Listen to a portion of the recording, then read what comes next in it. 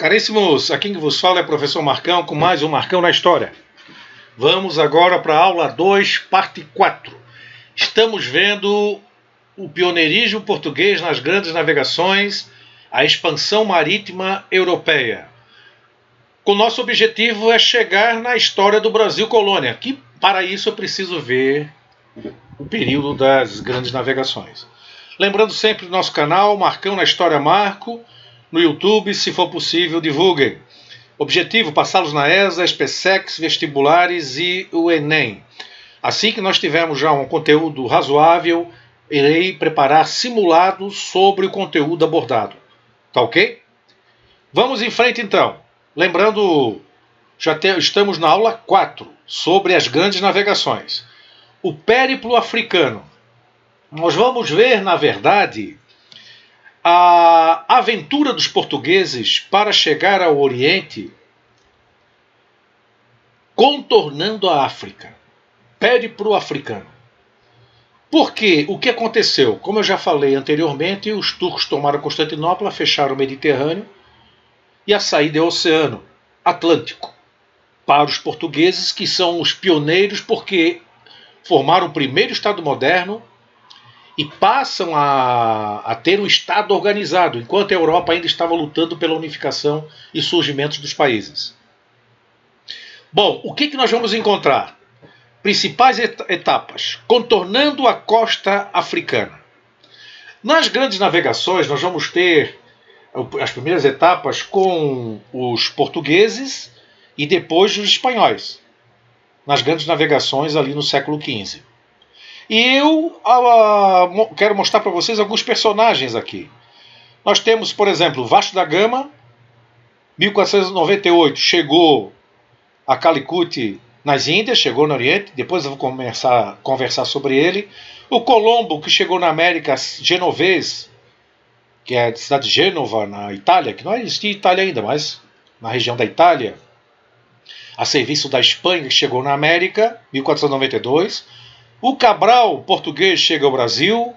Bartolomeu Dias contorna a África, chega ao Cabo da Boa Esperança, 1488. Olha aqui o astrolábio que nós conversamos na aula passada. E os espanhóis Fernão de Magalhães e Sebastião Elcano, que fizeram a circunnavegação. Começa com Fernão de Magalhães, morre durante a viagem, quem termina a viagem é Sebastião Elcano, 1519, 1522. Essa história a gente vai falar um pouquinho mais à frente. Então são esses personagens da expansão marítima portuguesa e espanhola, as grandes navegações no oceano. Como eu falei para vocês anteriormente, esses caras é como se fossem indivíduos que estavam se preparando para ir para Marte, se fosse hoje. Uma expedição para Marte. Porque eles não conheciam o caminho. Não existia cartografia. Olha só, vamos analisar aqui esse mapa da época. Aqui nós temos o mapa mundi. Aqui é o Mediterrâneo. Aqui é Constantinopla, que foi tomada pelos turcos. Todas as especiarias que vinham do Oriente iam principalmente para Constantinopla, apesar de ter outros portos aqui. Mas aqui era o grande centro comercial. Os turcos tomam Constantinopla, bloqueiam o comércio pelo Mediterrâneo. E como dava muito dinheiro, fortunas, o que vai acontecer? Todos os outros países, quando tomaram Constantinopla, os países que vão surgindo vão querer se lançar no oceano. Os burgueses ficaram em polvorosa para ganhar dinheiro, né? Através do comércio, que agora vai falir todo mundo. E Portugal, então, aqui na Península Ibérica, vai ser o pioneiro nas navegações. Ele já antes disso, toda a costa oeste de Portugal é banhada pelo Oceano Atlântico. Eles já navegavam por aqui, mas não iam muito longe. O que eles conheciam, por exemplo, da África, até aqui, ó, o Cabo Bojador. Não conheciam mais nada, os portugueses. Não sabiam da existência da América. Muito menos como chegar ao Oriente. Mas eles tinham um objetivo. Sempre acharam que, contornando a África, eles conseguiam chegar nas especiarias do Oriente. Que esse é o grande objetivo. Além do espírito de aventura, tem a questão money, grana. E é o que move o ser humano para fazer muitas coisas que às vezes arriscam a própria vida. E aqui vai acontecer. Muitos morrerão tentando fazer essa viagem. Bom, olha só. O que aconteceu? Portugal, então, primeiro Estado moderno, já conversei com vocês na aula passada, na outra postagem. Portugal, nós vamos ter aqui a legenda direitinho, as primeiras viagens, e aqui em vermelho, ó, primeiras viagens. Vamos lá. Bartolomeu Dias e outros navegadores já tinham navegado até o Cabo Bojador. Até aqui, ó. É isso aqui que eles sabiam da África. Só com cartografia. Bartolomeu Dias sai de Portugal em 1488, vai descendo, essa linha vermelha, né? Vai fazendo algumas paradas, Guiné, Congo, abastecer, comida, água, esse tipo de coisa. E vai seguindo a viagem contornando a África. Contornando a África, o périplo africano, né? Contornando a África. Chegou aqui na ponta, no Cabo Sul-Africano. Quando ele chega no Cabo Sul-Africano, ele pega tempestades. Porque olha só, nós temos o Pacífico, Oceano Pacífico, Oceano Atlântico, Oceano Índico. Aqui é a passagem do oceano. Complicadíssimo isso aqui. Muitas tempestades, ondas gigantes. E o que ele faz então? Ele colocou inclusive no mapa, porque ele vai descendo e o cartógrafo vai fazendo um mapa. Ele coloca aqui que é o Cabo das Tormentas. Depois, mais tarde, o rei vai mudar para Cabo da Boa Esperança. Está aqui, ó, Cabo da Boa Esperança, que era a esperança do rei chegar ao Oriente. Ele chegou aqui na ponta, Bartolomeu Dias, navega e volta para Portugal. Essa cartografia é levada para estudos na escola de Sagres e agora eles preparam, 10 anos depois, uma outra expedição. Vasco da Gama, aqui em marrom. Olha só, Vasco da Gama. Vasco da Gama, 1498. Ele sai de Portugal, vai até o Cabo Bojador, tá vendo aqui? Ó? Aqui ele já começa a expedição, né? Ele sai de Portugal, começa a navegar pela costa africana, um pouco mais afastado da costa, chega aqui embaixo no Cabo das Tormentas, no Cabo da Boa Esperança, o Cabo Sul-Africano, e daqui para frente ele segue sem nenhum tipo de orientação cartográfica.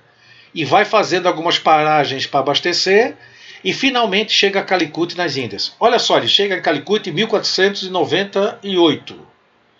Ele fica 2 anos lá, com especiarias e artigos de luxo.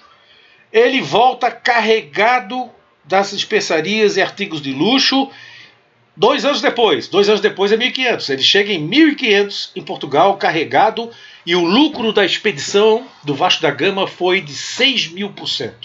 Inclusive, virou herói nacional. Camões escreveu a obra Os Lusíadas, transformando o Vasco da Gama num super-homem. Olha só que interessante. Qual é o ano que eu estou? 1498. Passou 2 anos, 1500. Não é por acaso que eles prepararam uma grande expedição para o Cabral. Cabral sai de Portugal, segue o mapeamento do Vasco da Gama, depois ele desvia do curso, chega no Brasil, Porto Seguro, na Bahia, depois volta para o curso, contorna a costa africana, faz os mesmos pontos de parada do Vasco da Gama e chega a Calicut, nas Índias. Pergunto-lhes, vocês acham que isso aqui foi por acaso ou é intencional? Ele já sabia o que estava fazendo. Ele já sabia o que estava fazendo. Tanto é que ele nem herói nacional se tornou. Por quê? Como é que eu posso afirmar isso? Olha só que interessante. Tem um documento. Está aqui, ó, Bartolomeu Dias, Vasco da Gama e o Cabral, que chega ao Brasil. Depois eu analiso isso aqui com vocês. Olha só que interessante. Tratado de Tordesilhas, 1494. Cristóvão Colombo chegou na América Central em 1492. Anotem bem essa data, 1492. Ele chegou na América sem saber que era América. Tanto é que ele achava que eram as Índias, os especiarias, e chamou os habitantes de índios. Grande erro dele. Era um novo continente. O Tratado de Tordesilhas estabelece uma linha imaginária a 370 léguas a oeste das ilhas de Cabo Verde. As terras a oeste pertenceriam à Espanha e as terras a leste pertenceriam a Portugal. Então vamos lá. Olha o mapinha. Ilhas de Cabo Verde. Aqui, ó. Traçado uma linha imaginária a 370 léguas a oeste das ilhas de Cabo Verde. Olha só, Colombo chegou na América em 1492. Esse tratado é 1494. Dá certinho no litoral do Brasil. Olha só aqui, ó. Litoral do Brasil. 1494, 6 anos antes da chegada do Cabral, da descoberta, entre aspas, do Brasil. O que o Cabral fez? Saiu de Portugal, chegou a Cabo Verde, navegou 370 léguas a oeste e chegou ao Brasil, na Bahia. Porto Seguro. Perceberam? Já sabia. Ele só seguiu o mapeamento. Olha só, para você ter noção de como a coisa funciona, que eu posso afirmar isso. 1492, Colombo chegou na América. 1493, os espanhóis rapidinho tentaram fazer um tratado, a Bula Intercetera. Essa bula, que foi feita pelo Papa Clemente V, o Papa espanhol, já correndo, tudo rapidinho, estabelecia 100 léguas a oeste das ilhas de Cabo Verde, que dá essa linha aqui, ó. Essa linha aqui dá no meio do oceano. Toda a América ia ficar para a Espanha, tudo ia ficar para a Espanha. Aí os portugueses disseram o seguinte: se vocês não aumentarem para 370 léguas, nós vamos entrar em guerra. Vocês não acham que é precisão demais? Como é que eles sabiam que 370 léguas daria aqui? Eles fizeram uma dedução, né? Se aqui estava a América, Colombo, eles deduziram, né? E eles sabiam que 370 léguas ia ter terra. Eles não sabiam o tamanho, nem como é que era, mas que tinha. Então percebam bem o seguinte: o Tratado de Tordesilhas, como eu disse aqui para vocês, ele é uma prova da intencionalidade, é um documento que está no museu provando a intencionalidade da descoberta dos portugueses. Eles já sabiam que existia terras. Foi intencional a descoberta do Cabral. Cabral não é considerado herói nacional, Vasco da Gama é, porque ele sabia que se navegasse a 300 léguas a oeste das ilhas de Cabo Verde, ele chegaria no Brasil. Não sabia exatamente que Brasil estou falando agora, não o nome, né? Não sabia o tamanho, coisa parecida, mas que chegou. Bom, com isto fica provada a intencionalidade. Eles chegaram no dia 22 de abril de 1500, chamaram primeiro Terra dos Papagaios, depois Terra de Veracruz, depois Terra de Santa Cruz e finalmente o Brasil. Aqui nós temos uma gravura mostrando a chegada, né? Possivelmente tenha acontecido isso. Deixam as embarcações maiores lá atrás e vêm com os barcos menores e encontram os nativos que eram pacíficos. Encontram aqui a mesma coisa, uma outra gravura, o mesmo panorama, e finalmente chegaram no dia 22 de abril de 1500, no dia 26 de abril é rezada a primeira missa. Essa aqui é uma obra do catarinense Vitor Meireles, que morava em Desterro, que depois vai ser Florianópolis. Tem o Museu Vitor Meireles em Florianópolis, que era um grande pintor, vai ser um pintor do período imperial, e ele então retrata a primeira missa, porque na verdade Portugal e Espanha eram países extremamente católicos. Então aí vai ter um trabalho de catequese em relação aos indígenas. Provado então que o Tratado de Tordesilhas, a descoberta foi intencional. A expansão marítima espanhola começa com a união dos reinos de Aragão e Castela lá na Península Ibérica. A Península Ibérica são 2 países, Portugal e Espanha. Só que não existia, era Leão, Castela, Navarra e Aragão. Aragão e Castela eram os reinos mais poderosos. Quando eles casam, Fernando e Isabel, eles unem-se a Navarra e Aragão e formam a Espanha. E eles se tornam então os reis da Espanha. 1492, o mesmo ano que Colombo chegou na América, na Península Ibérica. 12 de 10 de 1492, Colombo chega na América, achando que eram as Índias. Por isso que chamou os habitantes de índios. Então Colombo, olha só o mapinha aqui, né? Então nós temos a África. Portugal está empenhado em contornar a África. O Colombo dizia o seguinte: olha, a Terra é redonda. Eu vou navegar para o Ocidente para chegar no Oriente. Então a primeira viagem dele, segunda viagem, terceira viagem, quarta viagem. Ele sempre achou que era as Índias. Sempre. Cristóvão Colombo foi patrocinado por Fernando e Isabel para fazer a viagem, 3 navios, Santa Maria, Pinta e Ninha. Só que ele não percebeu que era um novo continente, que entre a Europa e a Ásia tinha um novo continente, a América. Morreu sem saber. Quem soube definir isso foi Américo Vespucci, que também viajou com Colombo. E Américo Vespucci, então, os cartógrafos, em homenagem a Américo Vespucci, chamaram o novo continente de América. E Colombo, Colômbia. Ficou uma homenagem para ele. Aqui é a embarcação do Colombo. A gente imagina assim barcos gigantescos, né, pela aventura, mas olha só, não é uma embarcação grande. E eram 3 só. Essa aí é a nau Capitânia, Santa Maria. A nau do capitão, Cristóvão Colombo. A réplica, obviamente, né? 1515, Vasco Núñez Balboa atinge o Oceano Pacífico. Fernão de Magalhães faz a primeira viagem de circunnavegação. O Fernão de Magalhães, ele vai fazer a viagem de circunnavegação e eu vou mostrar para vocês aqui o que aconteceu. O Fernão de Magalhães,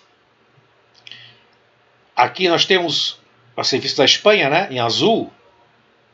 Colombo está aqui em verde, a serviço da Espanha também, chegou na América Central. E ele também sai da Espanha, chega aqui na ponta da América do Sul. Aqui tem o Estreito de Magalhães. Aqui tem uma passagem, não é aqui embaixo, tá? Não é aqui, é aqui no meio. Aqui, ó. Tem uma passagem chamada Estreito de Magalhães. Ele passa pelo Estreito de Magalhães, segue o caminho, contorna o planeta e aqui nas Filipinas é que teve o problema. Entrou em luta com os nativos, levou com uma flechada envenenada, morreu, e Sebastião Elcano é que termina a viagem chegando até a Espanha com toda a cartografia da volta ao mundo. Agora, olhem só que interessante para vocês observarem. Vejam o seguinte. Vou passando aqui um pouquinho mais rápido para mostrar para vocês o seguinte. Olha como é perigosa essa navegação oceânica. Fernão de Magalhães faz a circunnavegação em 1519. Saiu da Espanha com 270 homens a bordo. 270. Teve um monte de problemas. Morreu com uma flechada envenenada, uma flecha envenenada dos nativos nas Filipinas. Terminou a viagem Sebastião Elcano. Agora olha a situação. 18 homens a bordo. 260, o resto morreu. Então isso que eu quero mostrar para vocês, como era difícil esse tipo de viagem. Não é brincadeira e não era para qualquer um. Tem que ser um cara preparado, mas também aventureiro, sabendo qual a missão. Com o Tratado de Tordesilhas vai acontecer o seguinte. Portugal e Espanha. O Tratado de Tordesilhas é entre Portugal e Espanha. Linha imaginária, 360 léguas a oeste de Cabo Verde, como eu falei para vocês. Terras a oeste a Espanha, terras a leste a Portugal. É isso que está estabelecido. Que dá certinho no litoral do Brasil, como eu mostrei para vocês. E o resto do mundo, como é que fica?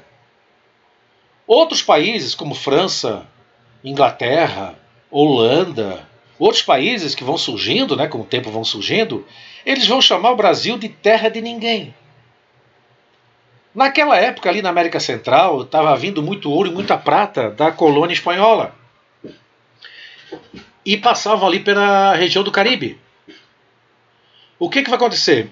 Muita pirataria, muitos piratas no Caribe. Então tem um filme, né, Os Piratas do Caribe. Então esses caras atacavam direto os navios espanhóis e portugueses. Tanto com os produtos portugueses que saíam do Brasil, o açúcar, por exemplo, que tem um valor comercial muito grande, E também os produtos ouro, prata e outros produtos que vinham da América Espanhola. O que vai acontecer? A pirataria vai aumentar e os países que não faziam parte do Tratado de Tordesilhas, que chamavam o Brasil de terra de ninguém, principalmente os ingleses, vão formar o que chamamos de corsários.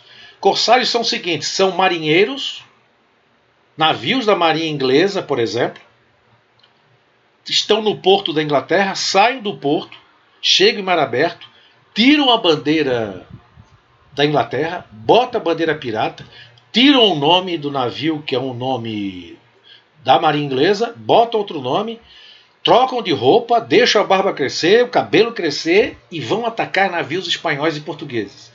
Eram os corsários. Era uma atividade comercial, olha só que eu botei aqui, ó, aceita e financiada por países rivais. Os caras financiavam os corsários. Então muitos piratas estavam a serviço de governos, inclusive piratas que eram, na verdade, da própria marinha desses países que não faziam parte do Tratado de Tordesilhas. Aqui nós temos a bandeira pirata, de como seria a bandeira pirata, né? Não é por acaso que eram, na verdade, bandidos, assassinos, né? E nós temos aqui o mais famoso de todos, o Barba Negra. Pirata Barba Negra. Então a pirataria original é uma. Os corsários eram falsos piratas para jogar a culpa nos piratas e poder roubar tudo para o seu país. Chegavam antes de chegar no país de volta, na Inglaterra, né? Voltava carregado de ouro, digamos, que pegou lá dos espanhóis no Caribe, voltava, botava de novo o nome original do navio, botava a bandeira inglesa, trocava de uniforme, trocava de roupa, botava o uniforme, cortava, fazia uma barba, cortava o cabelo, chegava no porto, descarregavam na madrugada, metade era para o governo, metade era para os tripulantes. Só que tem o seguinte, né?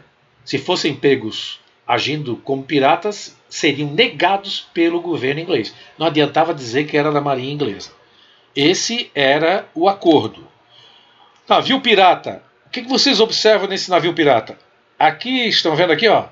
E o navio de guerra também dos outros países, né? Aqui são canhões, locais dos canhões. Mais uma vez aqui o Tratado de Tordesilhas. E nós fechamos então aula 2, parte 4, abração do Marcão. Nos vemos numa próxima oportunidade. Aula 2, parte 5. Abraço do Marcão. Fui!